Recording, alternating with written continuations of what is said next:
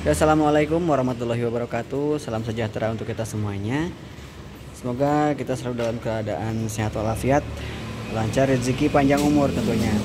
Kali ini satu unit all new NMAX ya, dengan keluhan ada trip bell kedip-kedip ya. Ini customernya menanyakan dan apa yang harus dilakukan ketika trip bell berkedip seperti ini ya. Ini menunjukkan kilometer atau odometer atau jarak tempuh motor sudah mencapai 25.020 km ya. Nah, ini apa yang menyebabkan seperti ini? Yuk, nanti kita simak sedikit apa yang kita lakukan saja ya untuk adanya kedipan trip bell di motor all new NMAX ini. Berarti menandakan bahwa motornya sudah minta pergantian bell ya. Karena rekomendasi dari pabrikan setiap 25.000 km atau kelipatan 25.000 km disarankan untuk melakukan pergantian spare part atau khususnya bell ya. Jadi bell masa pakainya di angka 25.000 km. Jadi jika ada kedipan, trip bellnya berkedip, segera merapat ke bengkel resmi terdekat untuk melakukan pergantian bell ya. Nah, ini kita coba dulu lihat cara pasang bongkar bell. Untuk melakukan pembongkaran di bagian bell ya, langkah utama atau langkah pertama kita coba kita melepas bagian box filter ya. Box filter wajib kita lepas karena memang menghalangi untuk bagian melepas di bagian cover blok dari CVT ya. Oke, sudah dilepas bagian filter, kita lepas juga bagian covernya yang dari bahan plastik ya. Nah, ini kita sudah melihat bagian dari cover crankcase CVT ya. Ini kita coba untuk melepas ini, kita buka ya. Coba lepas baut 10 untuk pengikat dari box filter ya. Ini ada selang di sebelah sini, dilepas dulu supaya bisa mengangkat posisi dari box filternya. Kita coba lepas baut-baut pengikat yang ada di bagian crankcase CVT, cover CVT.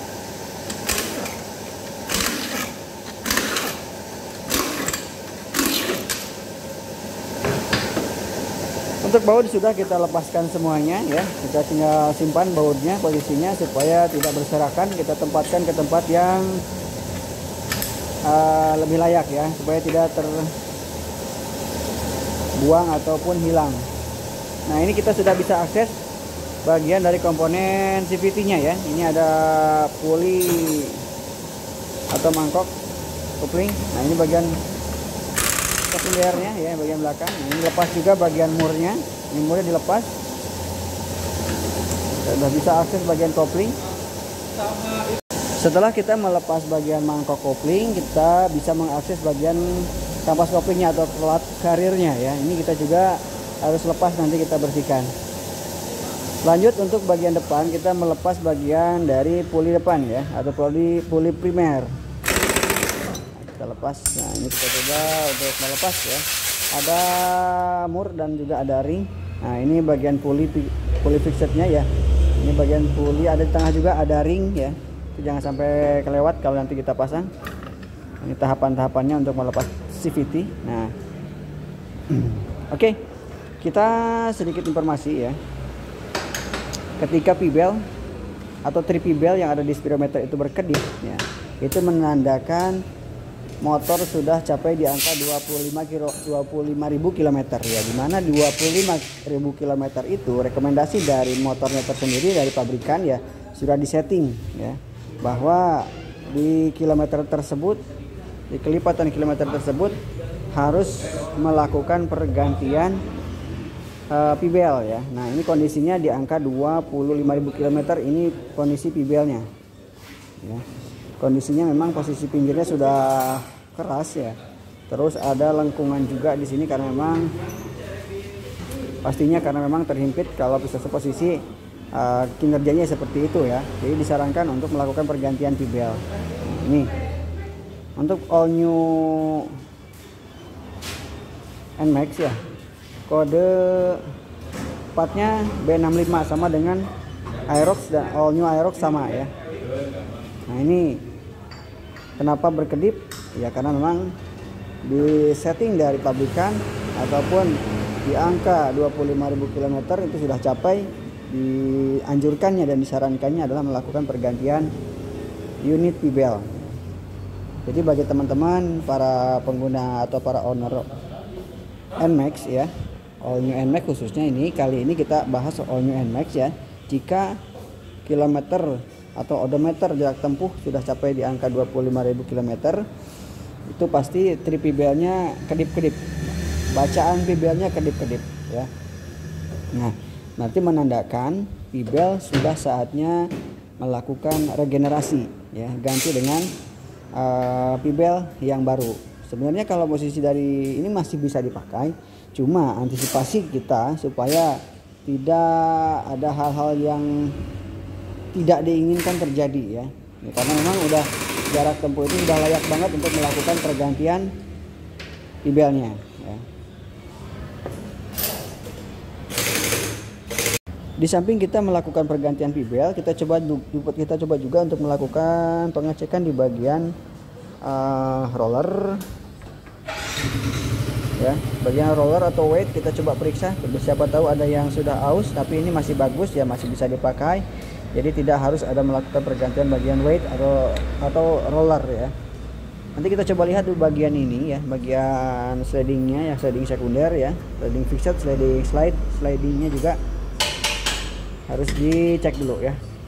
Ini sliding fixed, pulley fixed, pulley fixed dan pulley slidingnya kita coba periksa dengan kita juga periksa bagian stempetnya, pelumasannya seperti apa ya. Kita harus, ini wajib untuk melakukan pengecekan di bagian pelumasan. Untuk bagian slider ya, nah di sini untuk bagian slider teman-teman juga harus periksa di bagian slider ini, takutkannya memang sudah agak longgar, sudah agak kocak. Nah ini agak kocak. Nah ini memang mengakibatkan ada bunyi ya, misalkan bunyi lagi stasioner itu ada bunyi tak tak tak tak tak tak tak. Nah ini sumber dari bunyi ya, dari motor NMAX atau motor Matic yang biasanya ada bunyi tak tak tak tak tak. Nah ini risikonya sangat besar jika si slider ini sudah mengalami penyusutan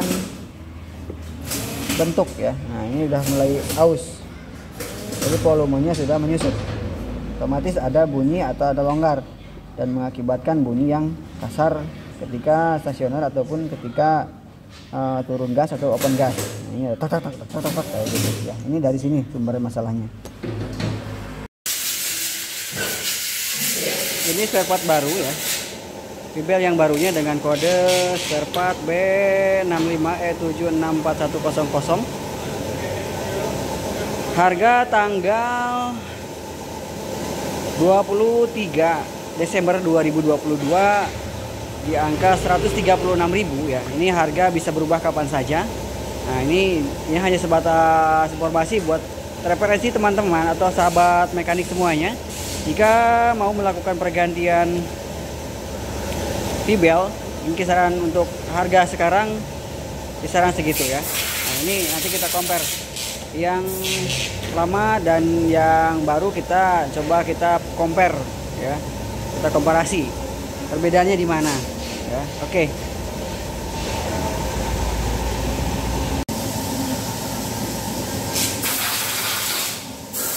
Oke, ini kita compare atau kita bandingkan ya antara P-belt yang baru dan P-belt yang lama ya. Dari segi tekstur ya atau volume, dari kelihatan dari sini ini sudah ada perubahan ya antara yang baru dan yang lama. Ini memang sudah ada penyusutan untuk yang lama ya. Dari pinggir juga ya, posisi sampingnya ini udah, nah ini yang lama ini ada terasa sangat getas ya, keras ya. Ini yang baru masih sangat lembut ya, beda ya, perbedaan seperti itu. Oke, kita coba untuk melakukan pemasangan ya. Dan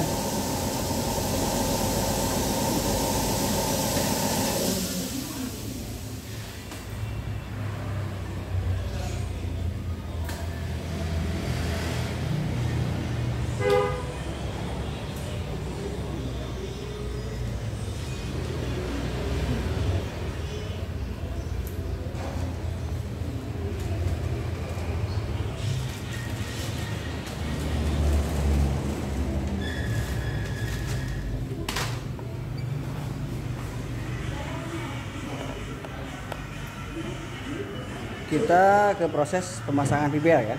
Ini kita coba melakukan pemasangan. Proses dari depan dulu ya, untuk kami seperti ini, tapi cara yang lain pun boleh teman-teman lakukan. Dan ingat ya, untuk arah pibel ya, teman-teman harus menyaksikan secara seksama ya untuk melakukan pemasangan. Jangan sampai terbalik ya. Ini ada arah panah ya di sebelah sini. Nah, itu harus mengarah ke depan ya. Itu tandanya sudah oke, sudah siap melakukan pemasangan. Kalau arahnya sudah mulai tertuju ke depan ya, jangan sampai kebalik.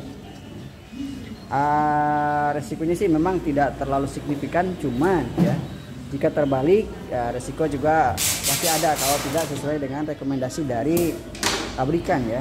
Mungkin ada masa pakai yang kurang awet, ataupun dari hal-hal lain juga bisa berpengaruh ketika pemasangan yang tidak sesuai dengan SOP-nya ya.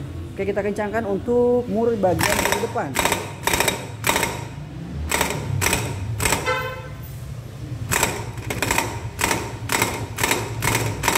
Jika melakukan dengan untuk pengencangan di bagian puli depan ya, torsinya di angka 760 Nm ya.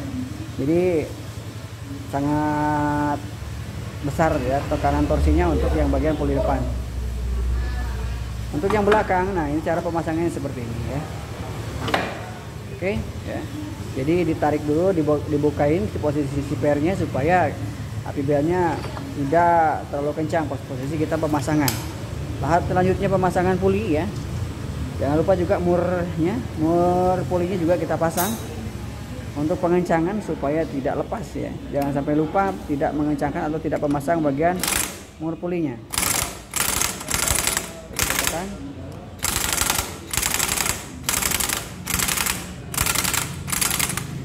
Oke, pengencangan puli bagian sekunder sudah terpasang.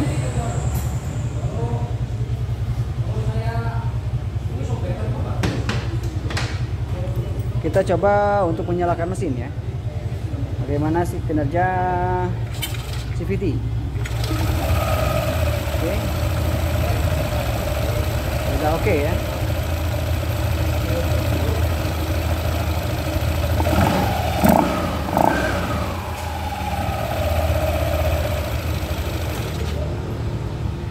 Oke, seperti itu teman-teman ya untuk melakukan proses pembongkaran dan proses pemasangan pibel.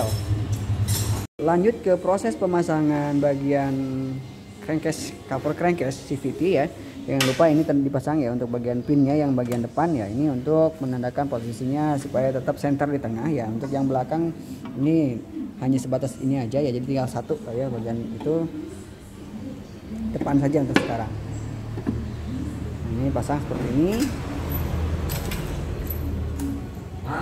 Pasang juga baut-baut pengikatnya ya.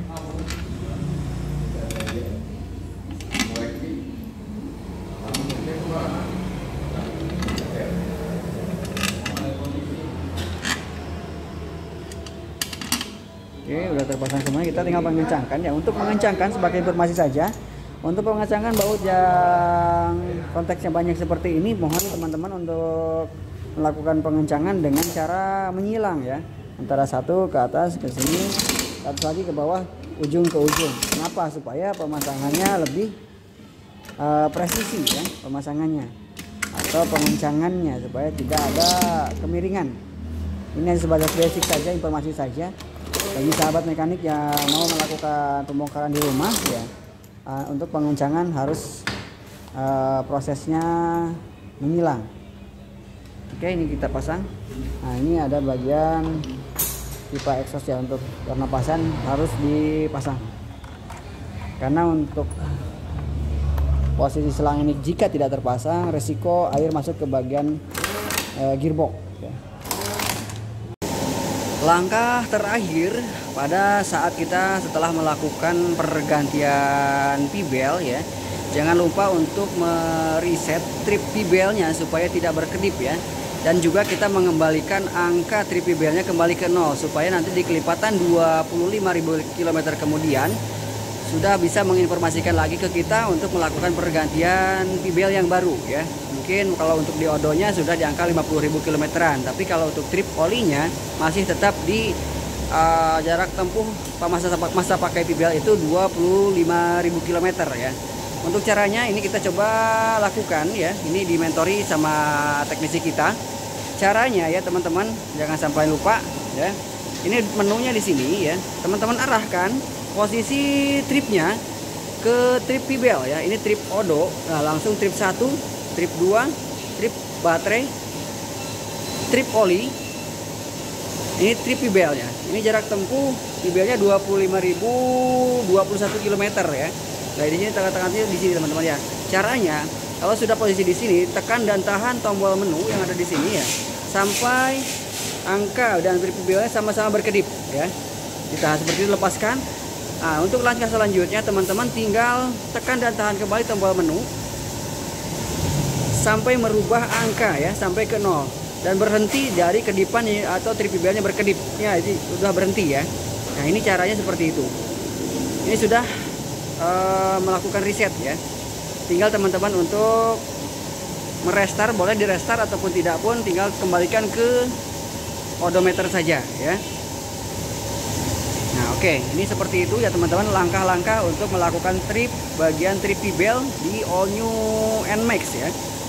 Oke, terima kasih.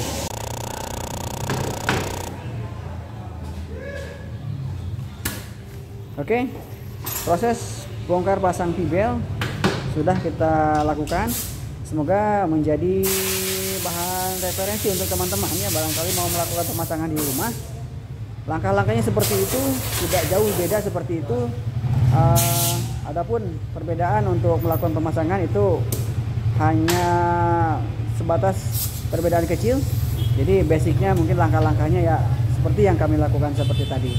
Oke, mudah-mudahan bisa bermanfaat untuk rekan-rekan semuanya. Ini mekanik kita, terima kasih sudah jadi mentor kita.